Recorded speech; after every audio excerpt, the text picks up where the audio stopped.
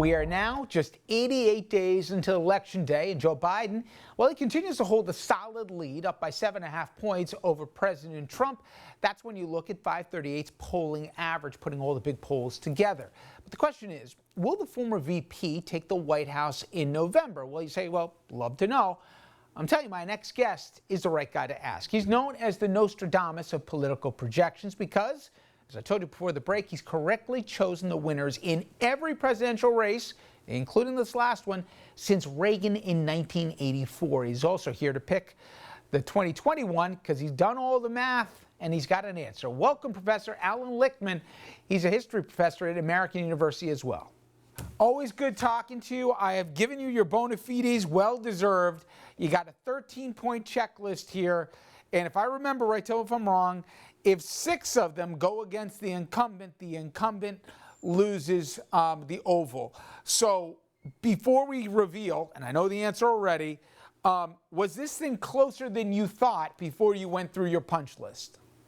It turned out to be a very close and very difficult election to call because, as you know, everything changed in America in 2020. We were hit with a triple crisis, the pandemic, an economic calamity, and, of course, social unrest spreading across the country in the wake of the killing of George Floyd. And so this very quickly turned around the call, something you don't often see in a presidential election year. Before we get through the factors that tilted it in one direction, give me what gives you pause now as you sit here in early August with less than 100 days to go, but still 3 months. What are you most concerned could be a variable that could change the way you look at it today going forward? What concerns you that you don't know as we sit here that could go in another direction? Nothing concerns me about the keys. The keys are the big picture of presidential elections. They're not affected by the twists and turns of the campaign. They're big things like the long and short-term economy, scandal, social unrest, foreign policy successes and failures. But you hit on one of the 2 things that are outside the realm of the keys that really disturb me. One is voter suppression. We see Trump and his enablers actively trying to suppress the vote. Sheer political calculation. They depend upon older white voters, the most shrinking part of the electorate. You can't create any more of those, but you can try to suppress the votes of the rising part of the electorate, minorities and young people who are the base of Democrats. The other thing that really disturbs me is this administration has done essentially nothing to stop the Russians from intervening again in our elections. Quite the contrary. I expect Trump once again to welcome and exploit Russian intervention. And this time they may even try to get inside the voter registration law. Those 2 things keep me awake at night. Okay, so for our audience in the screen here, your 13 criteria. Go through which ones Trump got the check mark from you in 16 that he doesn't get in 20. Well, it doesn't work that way.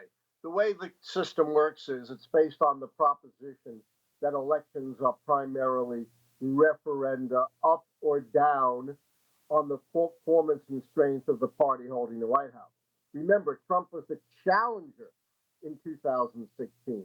Now he's the incumbent, and he has to run on his record, so the keys flip.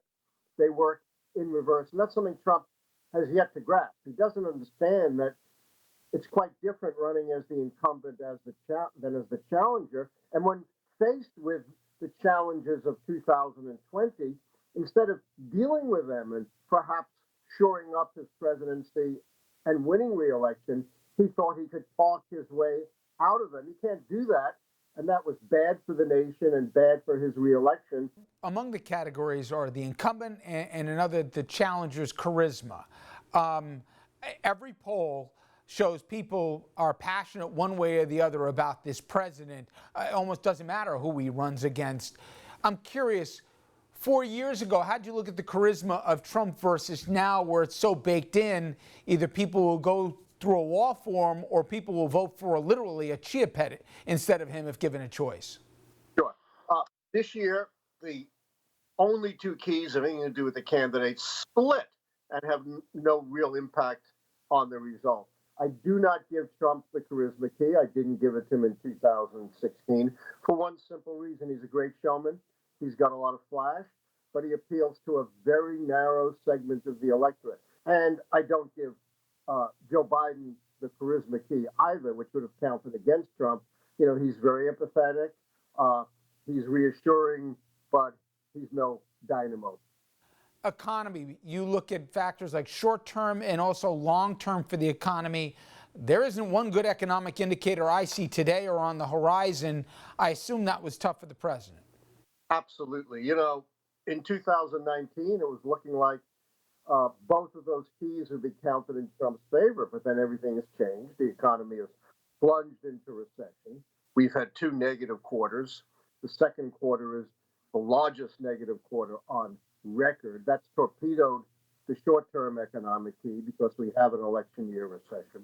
And growth has been so relentlessly negative in 2020 that it's brought down Trump's overall economic growth to below the average of Obama's 2 years, forfeiting the long-term economic keys. These 2 keys were crucial in my forecast.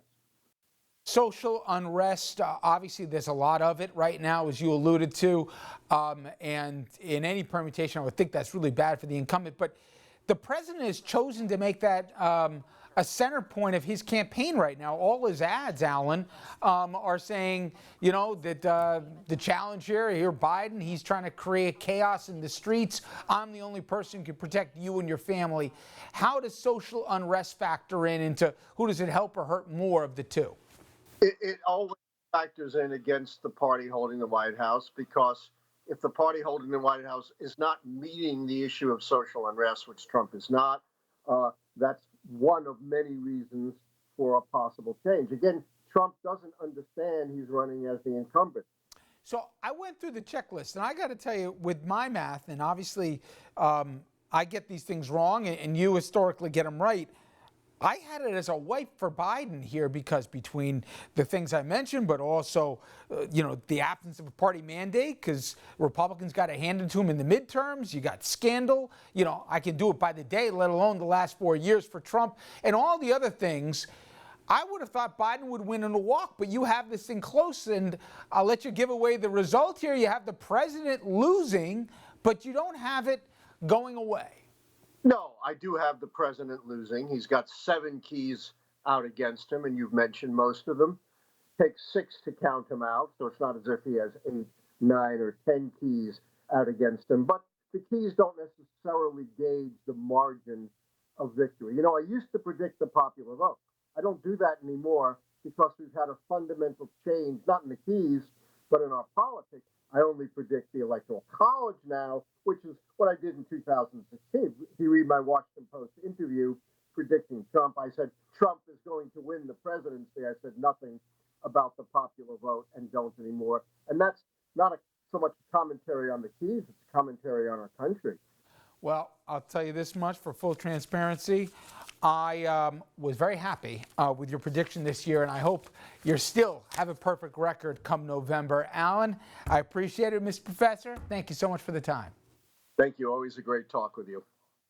All right, up next, we'll stay with politics. November 3rd isn't just about the White House. Of course, Democrats, they've got their sights also on retaking the Senate, and things, well, they're looking pretty good for them there, too. After the break, we're going to show you what we mean.